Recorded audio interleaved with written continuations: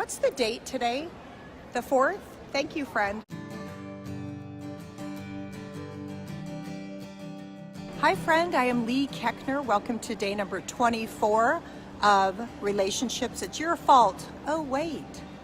If you would please join me in 3 grounding breaths before we get started. Uncross your legs. And we're just going to breathe in through our nose and out through our mouth. So in through our nose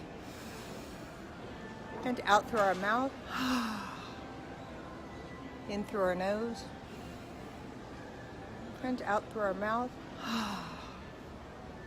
In through our nose and out through our mouth. Fantastic. Thank you guys so much. Today we're going to be talking about ownership. And I love this word so much. I'm not sure if I made it up, but I think I did. Maybe not. Just combining ownership and shit. So a lot of times with the things that are going on in our lives that aren't so good, that are bad, that piss us off, that suck, that we fail at, that we get frustrated, our first reaction is to point at other people and be mad at them and take it out on them. Oh, I just saw something up there, but it's a TV. I was like, who just popped on my screen? So something that we often do is blame other people for the things that we don't like what's going on in our life. If you didn't get a job, that agent wasn't working hard enough for me. Or, whatever the excuses are. You get your presentation together and it was somebody else's fault it didn't go well. Or my kid's acting like an asshole. Well, it's the teacher's fault. And whatever it is. And those are all really bad examples. But anyway, so often we point our finger and we blame other people for things that we don't like that's going on in our lives, especially in relationships, especially in marriages or romantic relationships. We blame the partner when things suck in the marriage. So today is all about having ownership of your shit.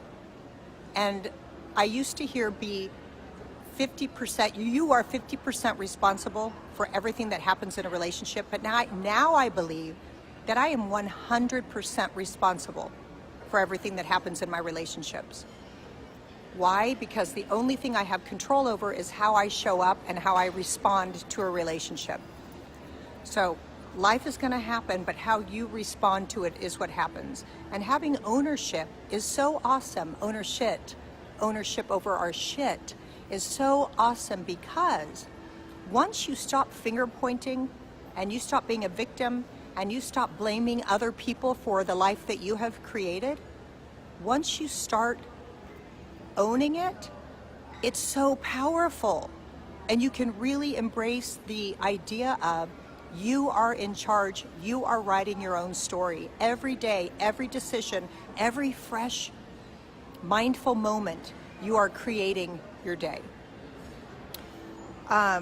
Just now we're going into lunch and there was like 2 lines, but this woman stood in between the 2 and I went up next to her and I was like, which line are you in? And she goes, there aren't any lines yet. I go, no, there are clearly 2 lines and you're standing in the middle of them. She goes, no, the lines split when you get up to the table. I go, no, there are lines right here. And I just got in line and my body got tense and I felt stressed out. I just got into like a little baby argument with a girl about a lunch line. Like, what? So instead of going, God, that girl was rude, she shouldn't have stood there. I stopped, I paused, I had ownership. I owned my part, I owned my shit. I owned my own body's reaction because I reacted. I created and put myself in a situation where how I showed up sucked. The girl was kind of bitchy and we kind of got this weird vibration thing and I didn't like. So as soon as I'm done, I'm gonna make amends. I'm gonna walk in there and go, hey, I just want to apologize if I was kind of shitty when we were getting in line. Because I felt bad after and I just want to clear the air with you. I'm sure she'll appreciate that, or she'll throw her fish at me. I don't know which one yet. I'll let you know. But my point is, we don't have to stay when things are bad. We don't have to hold on to it. So I'm going to go in there and make amends to the girl. I'm also going to do some compassionate self-forgiveness with myself for judging myself.